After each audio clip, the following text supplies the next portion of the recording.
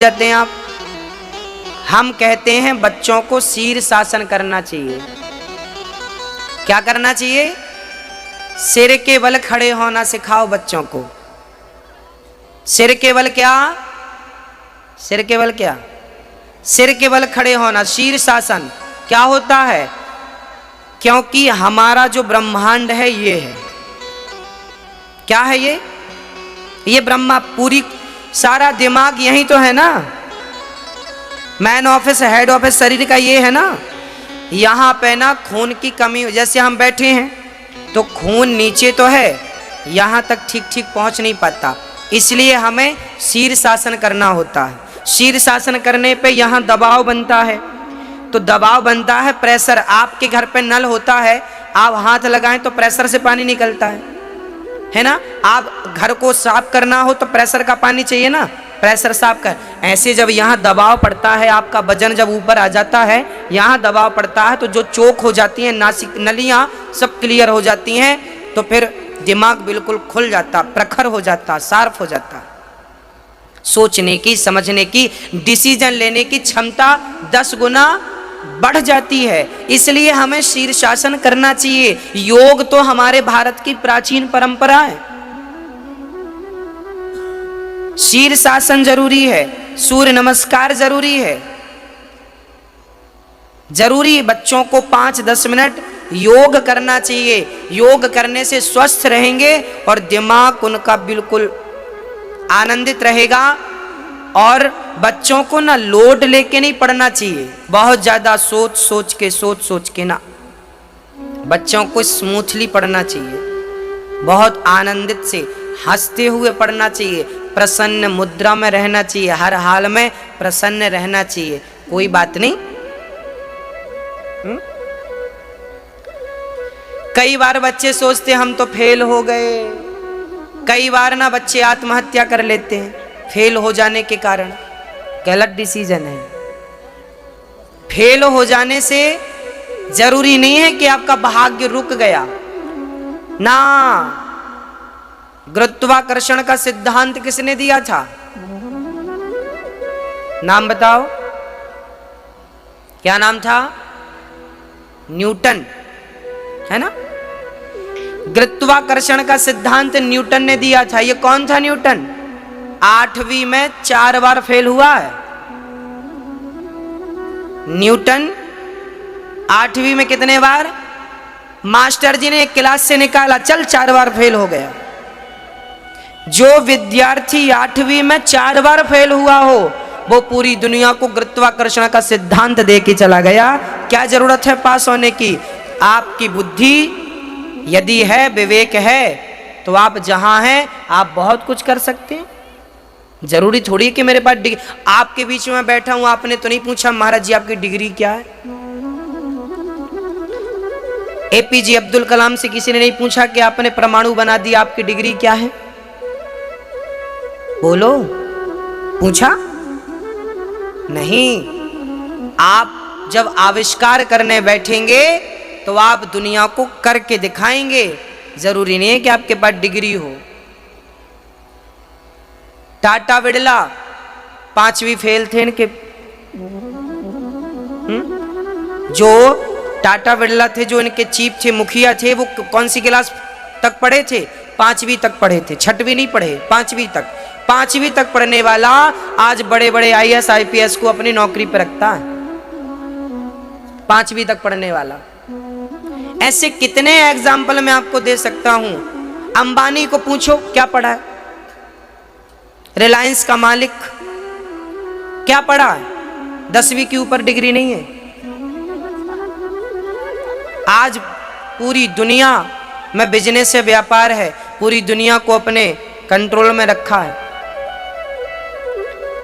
तो भाई जरूरी नहीं है कि आप सफल व्यक्ति बने, उसके लिए पढ़ाई जरूरी है। एक सफल व्यक्ति के लिए मीराबाई अनपढ़ थी, अंगूठा छाप। मीराबाई ने जो पद गाया, उसके गाय पद से आज लोग PhD कर रहे हैं। सूरदास जी अनपढ़ थे, उनके गाय पदों पे लोग पीएचडी कर रहे हैं। जब भगवान की कृपा होती है और जब आप में काबिलियत होती है ना, तो बिना डिग्री के दुनिया आपको सम्मान देती है, बिना डिग्री के आपको लोग पूजते हैं।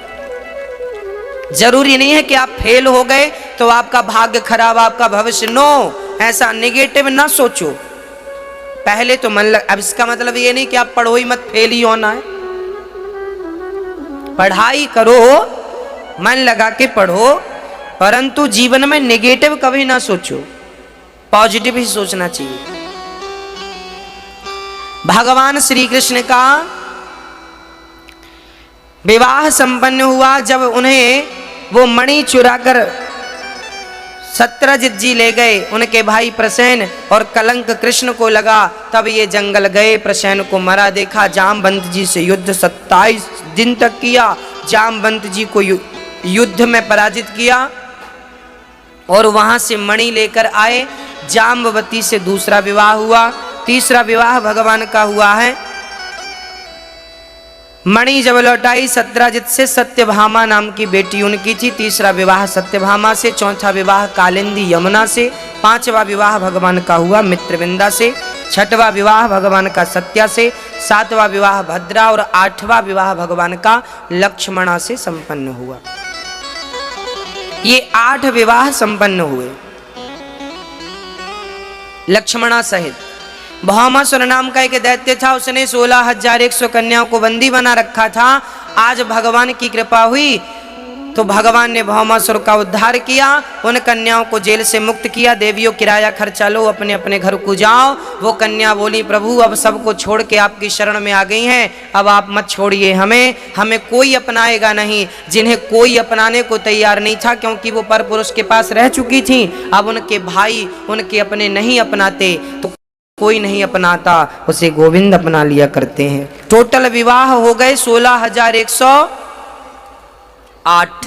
कई लोग कहते भगवान ने इतने विवाह किए। भाई साहब, भगवान ने कोई जानबूझ के विवाह नहीं किए, सब इमरजेंसी केस थे, करना पड़ा मजबूरी में। जानबूझ के थोड़ी किए कि नहीं नहीं हमें तो करनी है ना। ये 16,100 लड़कियां कह रही थी विवाह कर लो नहीं तो हम मर जाएंगी। भगवान बोले अब मत मरो। अब ये बताओ, मर जाने दें या शादी कर लें? भगवान बोले कर लेते। ये सारी कन्याओं ने भगवान को धमकी दी मरने की। भगवान ने कहा मत मरो, शादी कर ली। सबके लिए महल, हर रानी के गर्भ से 10 बेटा और एक एक बेटी पैदा हुई। इतना बड़ा परिवार कृष्ण का। अच्छा, भगवान ने 16,000 शादियां करके, 16,108 शादियां करके हमें क्या सिखा दिया? हमें ये सिखा दिया कि मैं 16,108 पत्नियों के संग रहकर भी बांसुरी बजाता हूं चैन की,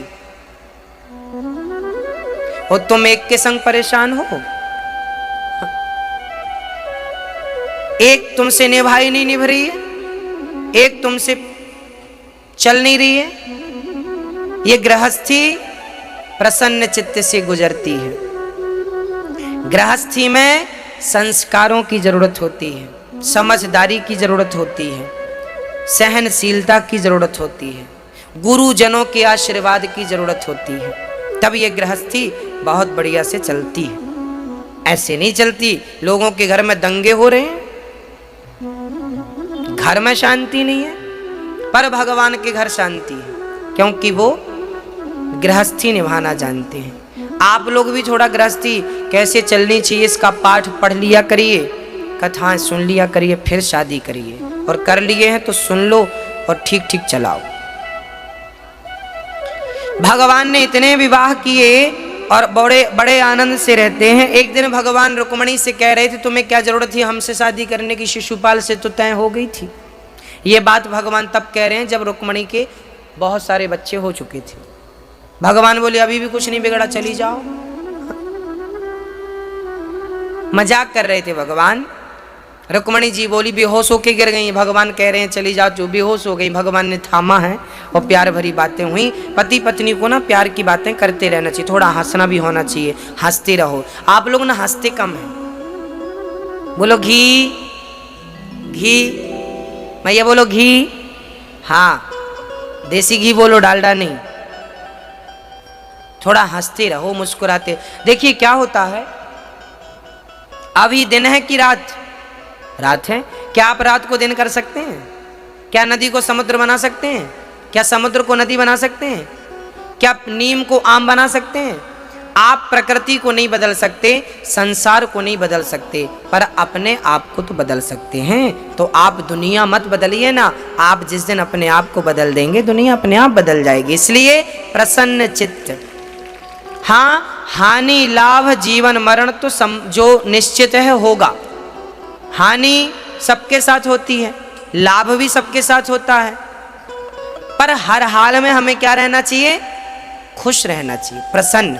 कोई बात नहीं, हो गया हो गया, नुकसान हो गया कोई बात नहीं, फिर पूरा हो जाएगा। नुकसान तो सबके होता भाई साहब, आपके लोगों को नुकसान होता रहता है कि नहीं? फायदा होता रहता कि नहीं? हानि लाभ अखंड है क्या? हानि और लाभ क्या अखंड है? हाँ या ना? नहीं। आज हानि है तो कल लाभ है, आज लाभ है तो कल हानि भी हो सकती है।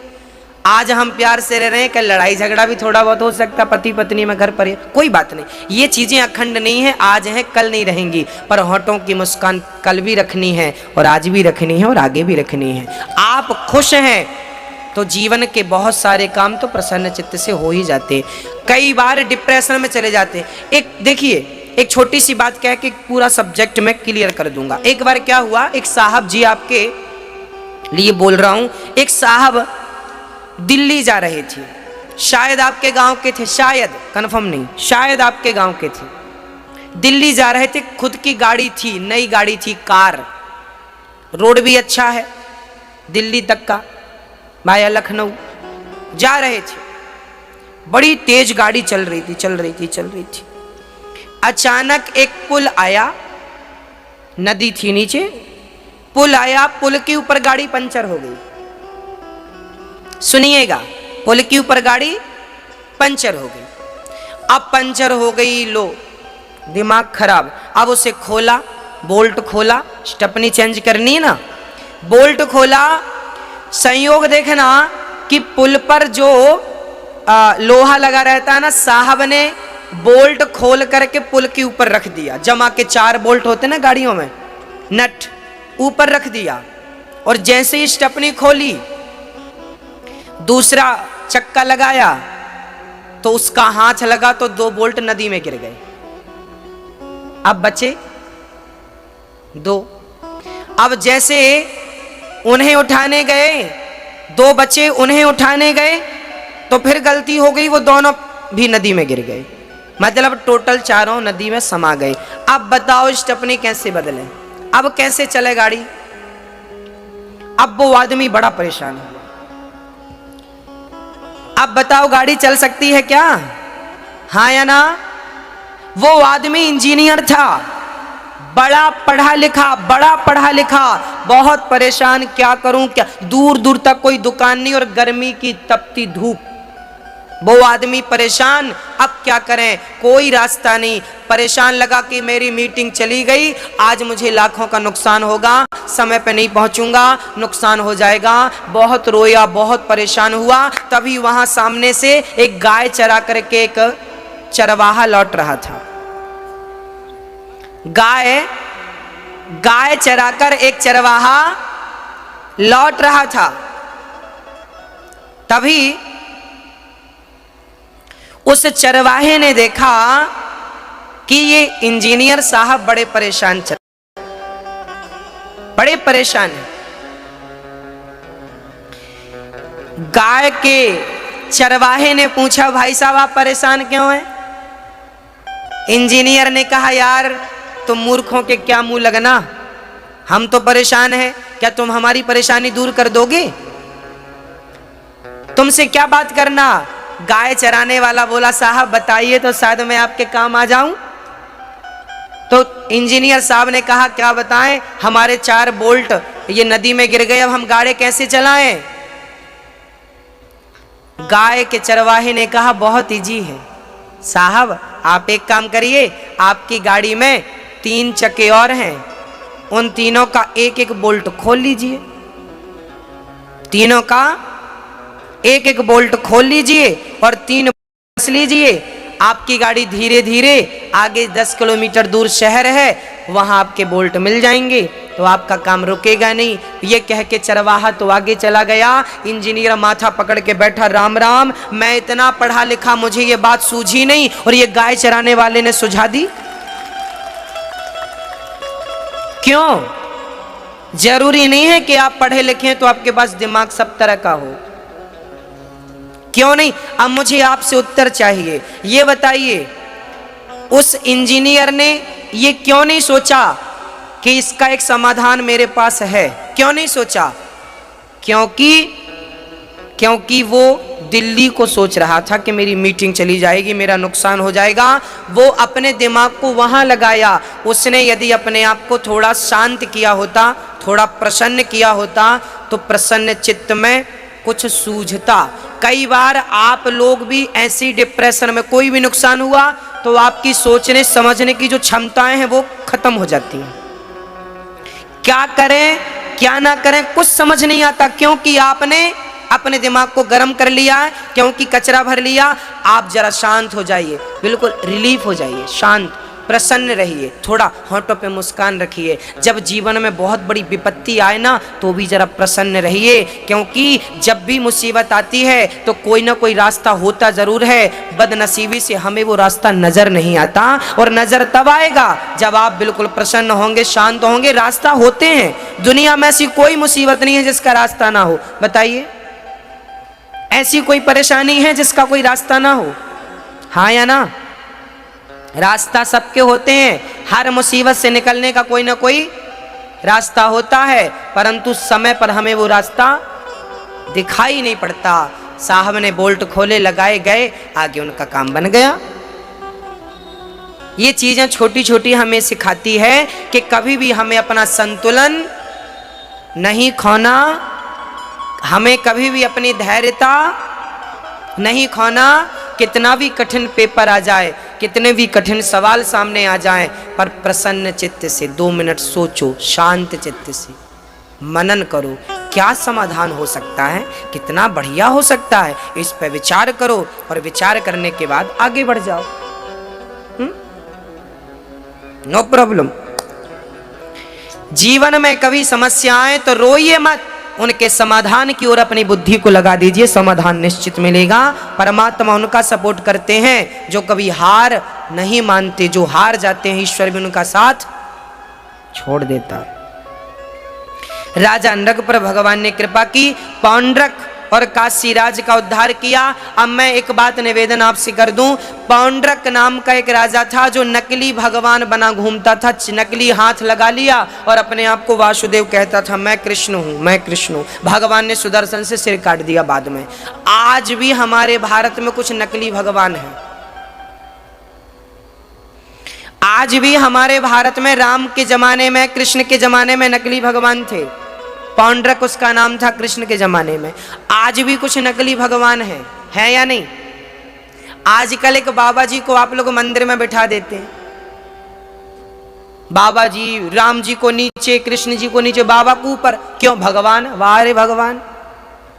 ये सब फ्रॉड भगवान है, नकली घुसपैठिए हैं ये। और आप अक्कल नहीं है, किसी को भी भगवान। चलो मैया एक उत्तर दो, आपका पति,